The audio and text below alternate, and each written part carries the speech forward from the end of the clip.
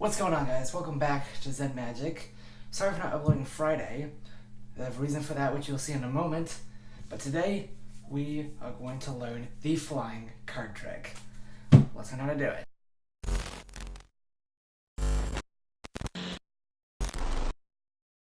So, the flying card trick. First of all, this is my new setup. I'm getting things organized. We got a lot of great content coming soon. Ignore these packages. These are for Friday. I'm waiting for one more to come.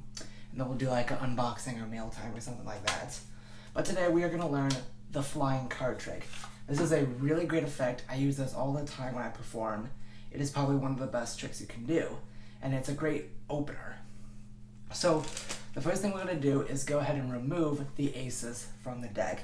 You can use any pair of cards you want. You just have the spectator hold on to them. We'll set them right here. You can use any pair though. It works best with pairs. And then you have the spectator say stop as you riffle down. Let's just say that they stop right here. It doesn't matter. So they landed on the Jack of Spades. Alright, that's the card. Jack of Spades, which we are going to put right here in the middle of the deck. We're going to leave it sticking out. And then we'll put that in the middle of the packet. And then you have the spectator hand you one of the cards. So, Ace of Spades, and the other card, the Ace of Clubs.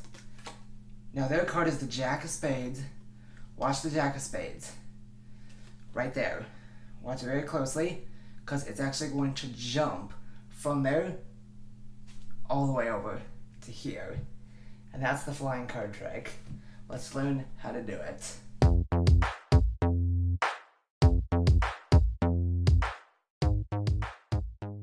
Alright, so let's learn how to do this. Now, this is not the trick that I promised, but it does use the tip over change.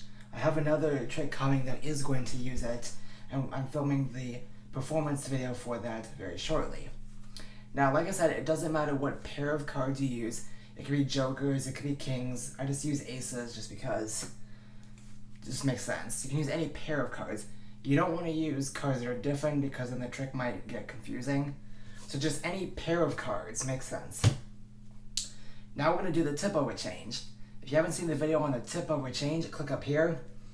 You're going to start by grabbing that pinky break and then transfer it to a thumb break as you explain to the spectator the riffle. So they say stop wherever, and then you show them the card by turning it over.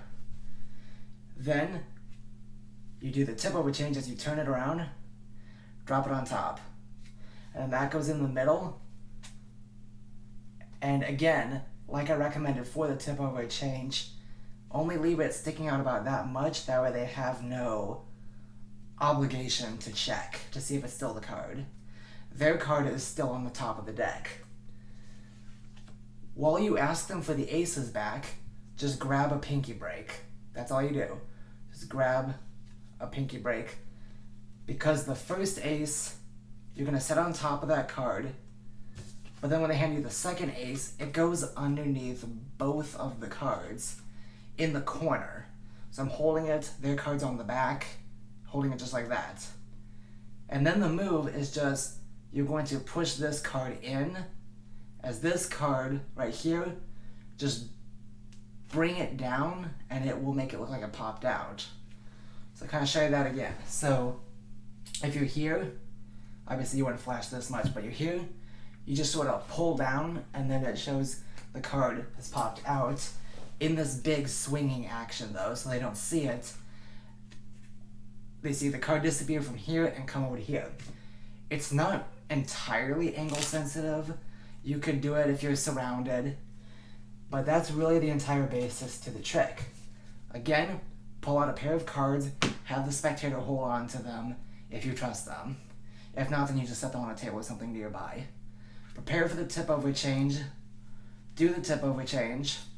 As you turn the card back over, the card gets placed in the middle of the packet, sticking out just a little bit, and then that goes in between this big packet.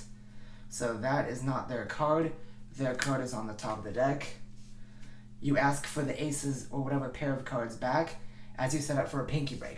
Now sometimes people will give you both of the aces. So I word it as hand me one of the aces. That way they'll give you one. And then you ask for the other, which goes underneath both of them. Just like that. Holding on to like that. And then do this big action of push this in and pull this back. And then it looks like it jumped in between the two aces. Now, I have a little bonus for you. If you want to get a little bit technical, you could do this the real way, the way that David Blaine does it. You have to be able to do a one-handed swivel cut, though, where the card is controlled to the bottom, and then you basically form it till you have a card gun, like this. And then, if you can, I can't do this with my fingers, but some people can get the cards to stick to their fingers, and you have like a clamp, where it's like stuck to the bottom and stuck, and then you snatch it. I can't do that with my fingers. If you can, and you can do the swivel cut to the card gun, then by all means do that. But it's basically the same trick where you're shooting it and then clamping it down. I dropped it. But that's it, guys. That is the best opener ever. That is the flying card trick. You may have noticed I'm making these tutorials a lot shorter. You can always go back and rewatch them.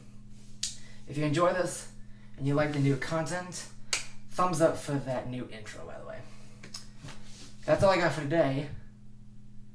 Remember, we perform to amaze.